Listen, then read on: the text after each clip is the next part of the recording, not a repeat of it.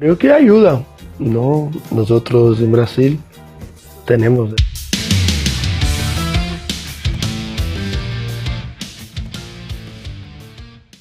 Dunia sepak bola gempar.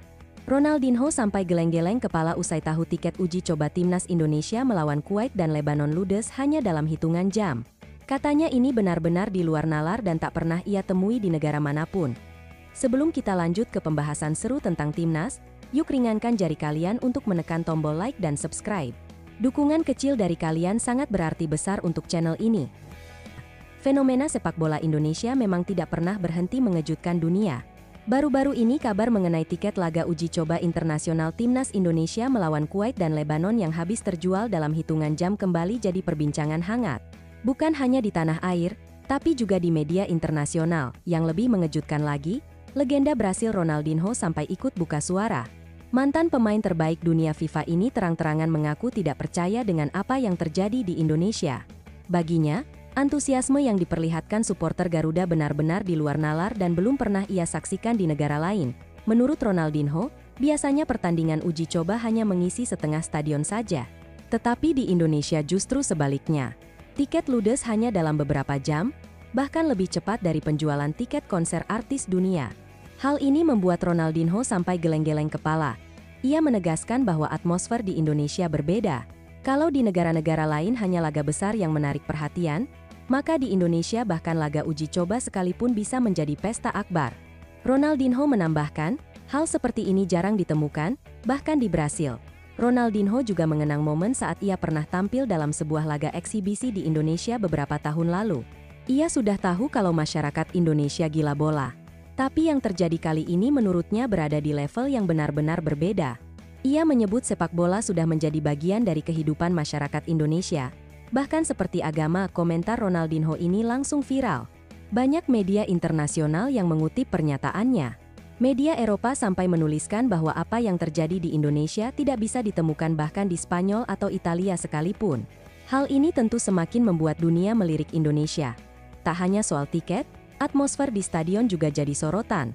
Bagaimana supporter Indonesia mampu menciptakan nyanyian, koreografi, dan dukungan tiada henti sepanjang laga. Sesuatu yang membuat banyak pemain asing merasa termotivasi ketika tampil di depan publik tanah air. Di sisi lain, kabar menarik juga datang dari PSSI yang tampaknya tidak pernah berhenti menyiapkan strategi.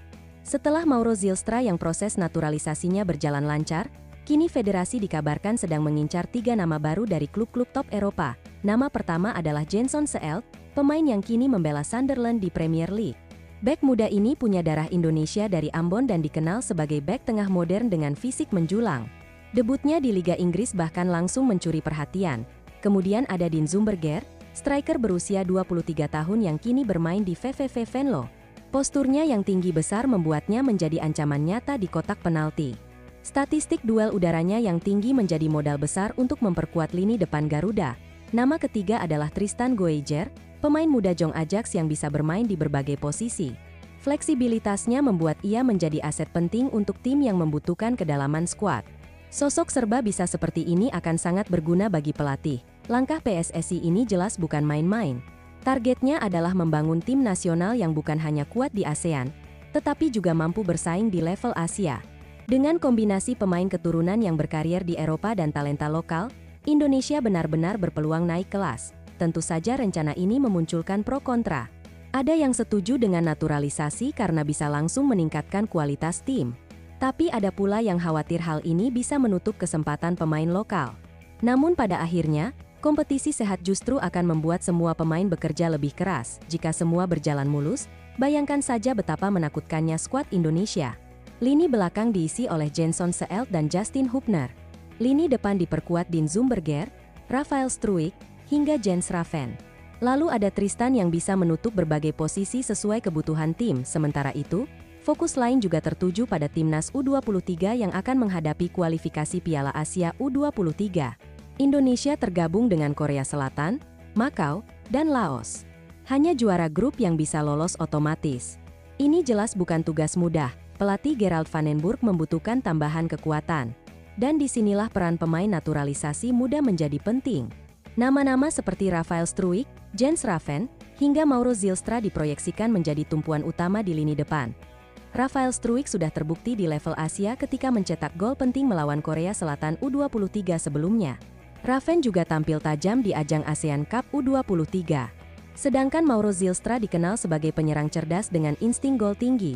Di lini belakang, kehadiran Dion Marks dan Goijer juga bisa menjadi solusi. Apalagi mereka bisa dipadukan dengan pemain lokal seperti Kakang Rudianto dan Robby Darwish. Kombinasi ini memberi keseimbangan antara pemain keturunan dan produk asli Indonesia. Dengan susunan seperti ini, Timnas U23 punya peluang lebih besar untuk menyaingi dominasi Korea Selatan. Apalagi dukungan penuh supporter di Stadion Gelora Delta, Sidoarjo, bisa menjadi motivasi tambahan, namun tentu perjalanan tidak akan mudah. Lawan-lawan juga punya strategi masing-masing. Laos misalnya, kini dilatih oleh pelatih asal Korea Selatan yang pernah membuat timnas senior kesulitan.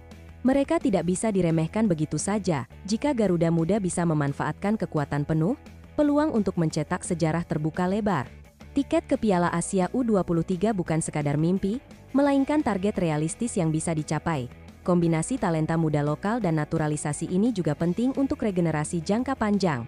Indonesia tidak boleh hanya bergantung pada satu generasi saja, tetapi harus menyiapkan fondasi berkelanjutan. Antusiasme supporter yang begitu luar biasa menjadi bahan bakar tambahan. Tidak ada negara lain yang bisa menyamai bagaimana dukungan penuh stadion mampu menggetarkan semangat para pemain. Dunia kini mulai membuka mata. Indonesia tidak lagi dianggap sebagai tim kecil di Asia. Dengan dukungan penonton, proyek naturalisasi, dan talenta muda yang terus berkembang, Garuda sedang menuju era baru. Komentar Ronaldinho hanyalah salah satu bukti betapa uniknya Indonesia di mata dunia. Apa yang terjadi di negeri ini sudah di luar kebiasaan sepak bola global. Tidak heran jika banyak yang percaya suatu hari Indonesia bisa menjadi tuan rumah ajang sebesar Piala Dunia. Dan ketika hari itu tiba, dunia akan melihat betapa dahsyatnya kekuatan supporter Indonesia. Dari tiket habis dalam hitungan jam hingga stadion yang selalu penuh sesak. Semua itu adalah cerminan cinta sejati pada sepak bola. Kini semua mata sedang tertuju pada langkah berikutnya. Apakah naturalisasi trio Eropa berhasil diwujudkan? Apakah Garuda Muda mampu menembus Piala Asia U23? Semua pertanyaan itu akan segera terjawab. Yang pasti, Indonesia sedang berada di jalur yang tepat. Dukungan publik, strategi PSSI, dan semangat para pemain bersatu untuk membawa merah putih lebih tinggi. Sebuah perjalanan panjang yang kini sudah mulai menunjukkan hasil nyata. Bagaimana menurut kalian? Apakah Indonesia benar-benar siap menjadi kekuatan baru di Asia?